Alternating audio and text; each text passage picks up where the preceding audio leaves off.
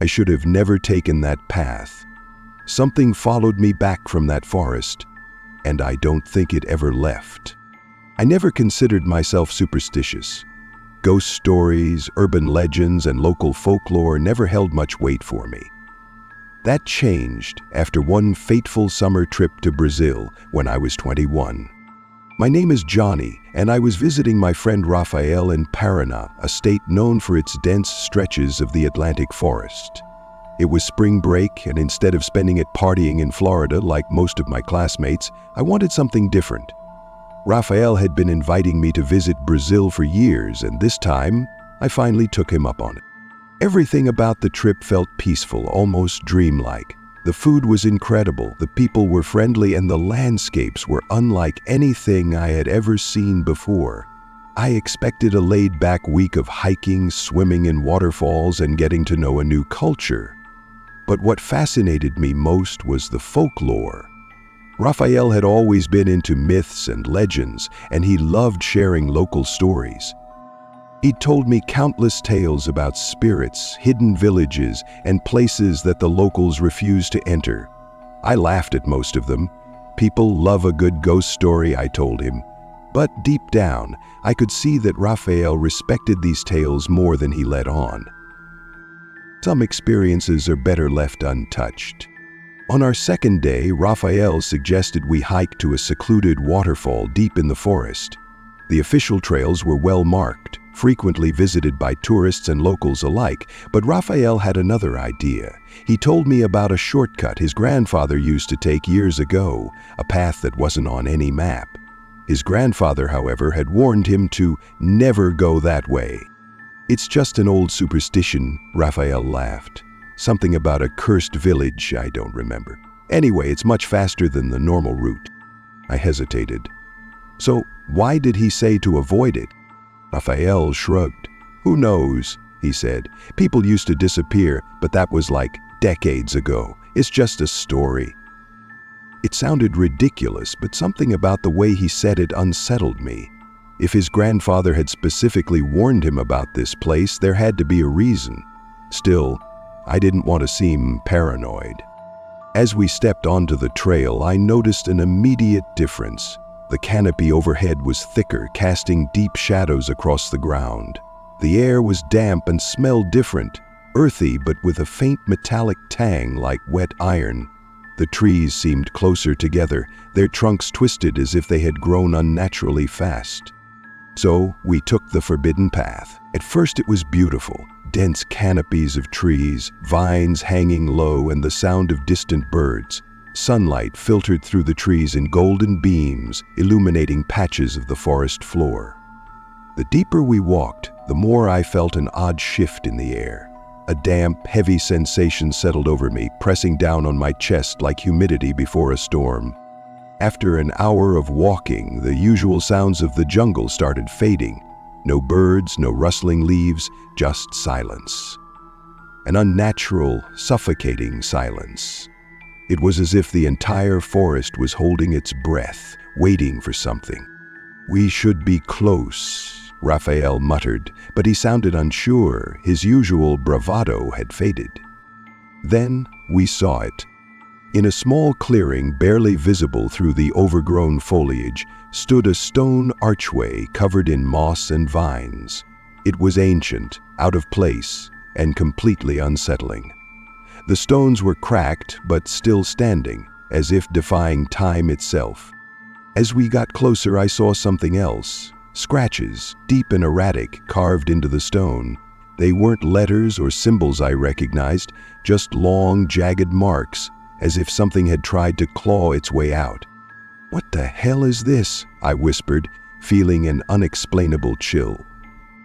Rafael hesitated. "I don't know, but I think we should go back."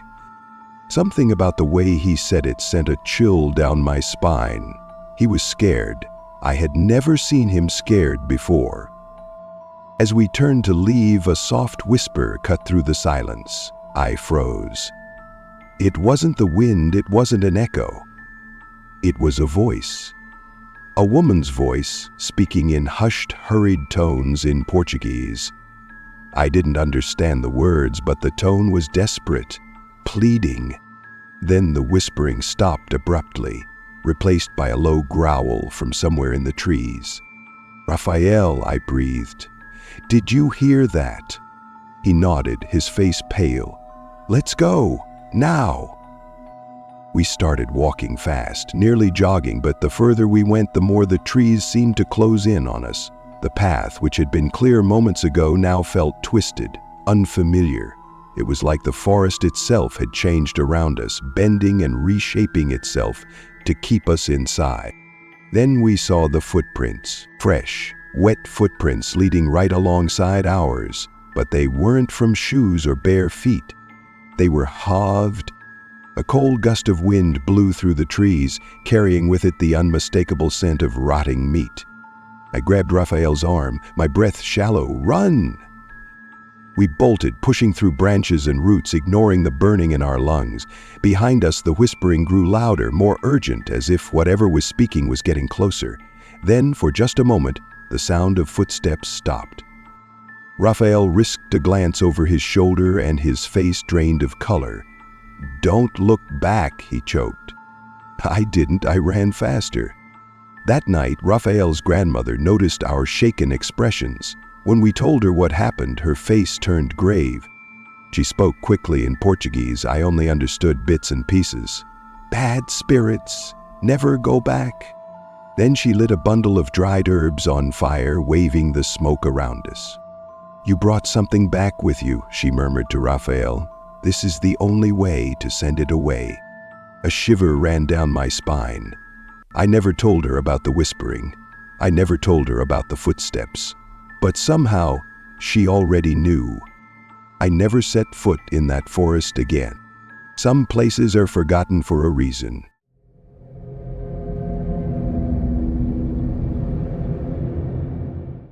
When my friend Mateus invited me to Brazil for spring break, I wasn't sure what to expect. I had been to Rio before, but this time he promised something different, something more exclusive.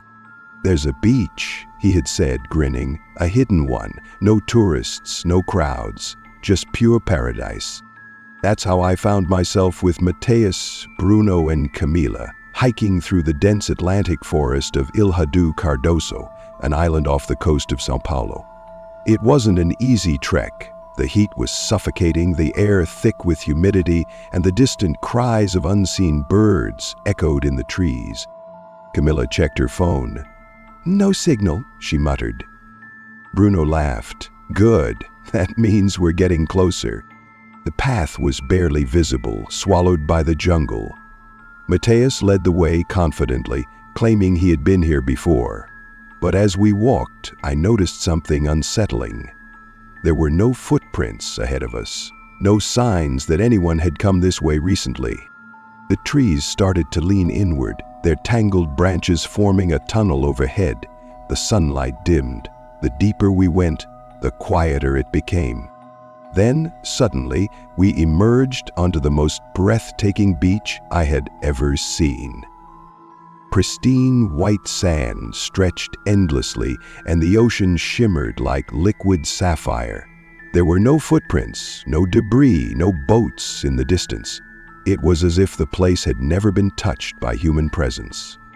Matthias threw down his backpack. "I told you, no one comes here."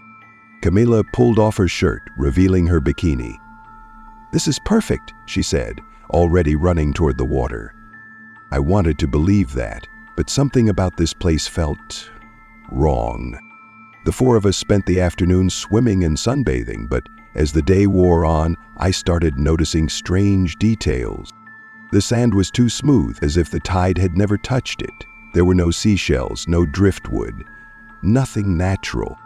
Then, as I walked along the shore, I spotted something that made my stomach drop. Footprints. Not ours. They were small, almost childlike, and led from the jungle straight to the water. But there were no returning steps. "Guys," I called out. Bruno jogged over, dripping with seawater. "What's up?" I pointed to the footprints. His smile faded. "Maybe someone was here earlier," he offered, but his voice lacked confidence. Camilla joined us. "Or maybe the tide erased the other prints." But that didn't make sense. The tide should have erased all of them, not just half. Mateus, however, was unfazed. "Forget it, man. Let's enjoy this." I forced myself to relax. But that uneasy feeling lingered. As the sun started to dip, we gathered wood for a fire. That's when Camila screamed. We ran to her, finding her frozen near the tree line. She pointed at something in the sand. A circle of small, smooth stones had been arranged near our camp. At the center sat a pile of tiny bones.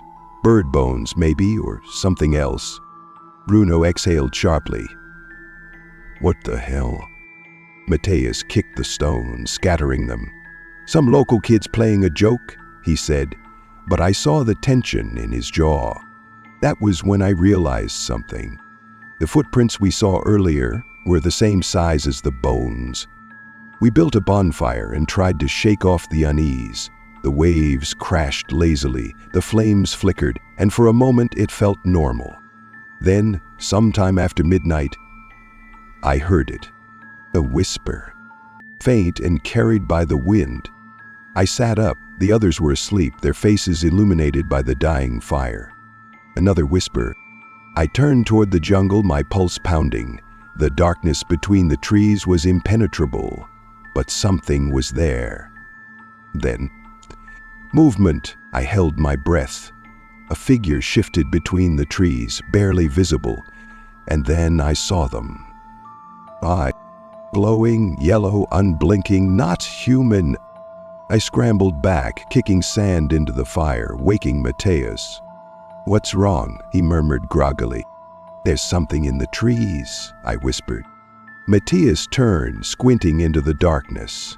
For a moment, nothing moved. The jungle was still.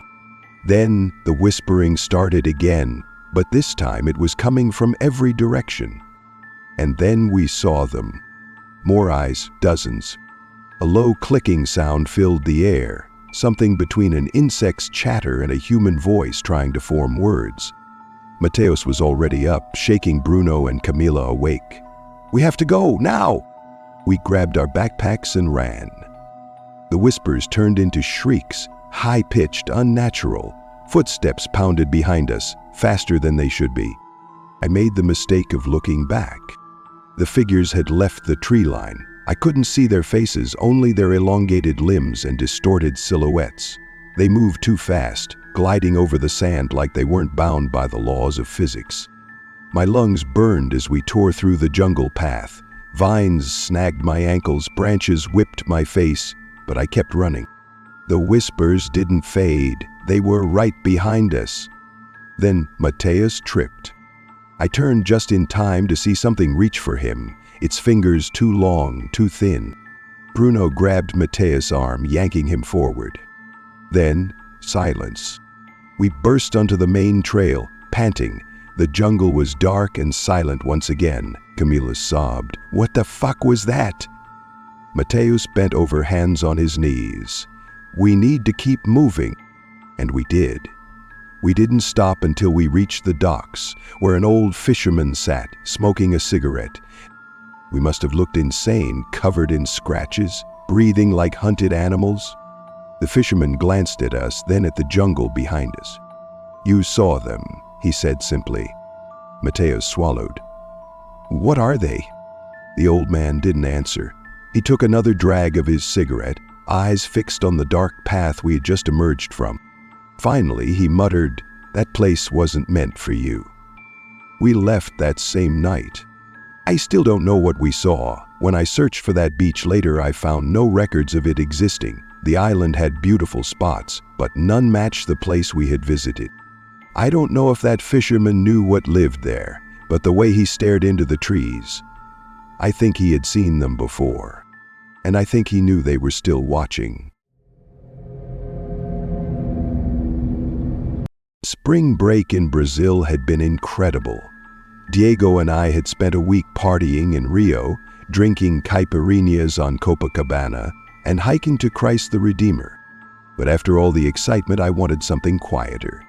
Diego had to return to São Paulo, but I decided to visit Ouro Preto, a historic town deep in Minas Gerais, known for its colonial architecture and haunted legends. I booked a night bus, a cheap cross-country ride through the interior of Brazil. The idea of falling asleep and waking up in a beautiful mountain town sounded perfect. The bus station was nearly empty when I arrived, just a few locals sitting on benches smoking and watching an old television mounted to the wall. The bus was already there, engine humming softly. It was old but well-maintained, painted white with no company logo. When I stepped inside, I noticed something odd. There was no driver, just a handful of passengers already seated, staring straight ahead in eerie silence. I hesitated, but the moment I turned to leave, the doors hissed shut behind me. The bus started moving. I found a seat near the middle and tried to ignore the strange atmosphere. Outside, the city lights faded quickly, swallowed by rolling hills and dense patches of forest. The road stretched endlessly ahead, illuminated only by the weak glow of the headlights. I glanced at the other passengers. There were 6 of them scattered throughout the bus. An old woman in a black shawl. A man in a suit staring blankly at the seat in front of him. A young girl sitting perfectly still, her hands folded in her lap. Nobody was talking, nobody was moving. Not even the girl. I shifted in my seat, the leather creaking beneath me. No one reacted. I pulled out my phone to check the time, 12:23 a.m., but there was no signal, not unusual considering we were in the countryside. Still, something felt wrong. I tried to shake the feeling and leaned against the window, watching the darkened landscape rush past. Then I noticed something that made my stomach twist. We had been driving for almost an hour, and yet I hadn't seen a single town, not one gas station, not one road sign. Just the same empty road. Had we taken a wrong turn? I turned back toward the front, expecting to see the driver's silhouette. But there was no one there.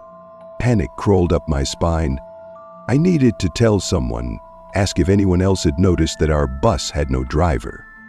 I turned to the man in the suit. "Excuse me," I said, "do you know how long until we reach Ouro Preto?" He didn't react. His face was expressionless, his eyes glassy. I tried again, louder. "Sir?" His head snapped toward me so suddenly that I flinched. For a moment he just stared. Then, in a hoarse whisper, he spoke. "You shouldn't be here." My blood ran cold. Before I could respond, the overhead lights flickered. The bus lurched violently as if it had hit something in the road. The other passengers didn't move. That's when I saw it, through the front windshield. Something was standing in the road. A shadowy figure, barely illuminated by the weak headlights. The bus didn't stop. It drove right through it. And as we passed, I swear to God, it turned to look at me. I jumped out of my seat. "We need to stop the bus," I shouted, looking around desperately. No one reacted. I rushed toward the front, but the closer I got to the driver's seat, the heavier the air became, thick, suffocating, like I was wading through water. My vision blurred, my ears rang with an unbearable buzzing sound. I couldn't move forward. Then the old woman in the black shawl spoke. "Don't fight it." I turned to her. She was smiling. Not a warm smile, a knowing smile, like she had seen this happen before. I stumbled backward, my breath coming in sharp gasps. The man in the suit was still staring at me, his lips moving silently, whispering something I couldn't hear. I had to get out, I had to get off this bus. I ran to the back door and slammed my fists against it. "Let me out!" I pounded on the windows. Nothing. Then I looked outside and my heart stopped. We were still on the same stretch of road, the same trees, the same curves, like we had been driving in a loop for hours. I looked at my phone. 12:23 a.m. The time hadn't changed. I turned back to the passengers, my chest tightening. "What is this?" I demanded. "Where are we going?" The little girl finally spoke. "We already arrived." I felt sick. I looked out the window again, desperate to see something, anything different. And then I saw the sign. It was old, rusted, barely legible under the dim headlights. Roviaria Oro Preto, 0.5 km. We were almost there, but we never arrived. The bus just kept driving, kept looping, kept going. I sank back into my seat, my body trembling. The old woman, the man in the suit, the girl, they were all watching me now. And deep down, I already knew the truth. I had never boarded a normal bus, and I was never getting off. The next thing I remember is waking up in an empty bus station just before sunrise. The bus was gone. No one at the station seemed to know what I was talking about when I asked about my route. There was no record of my ticket, no evidence that the bus had ever existed. But when I pulled out my phone, my hands shaking, I checked the time. It was 12:23 a.m., and it never changed.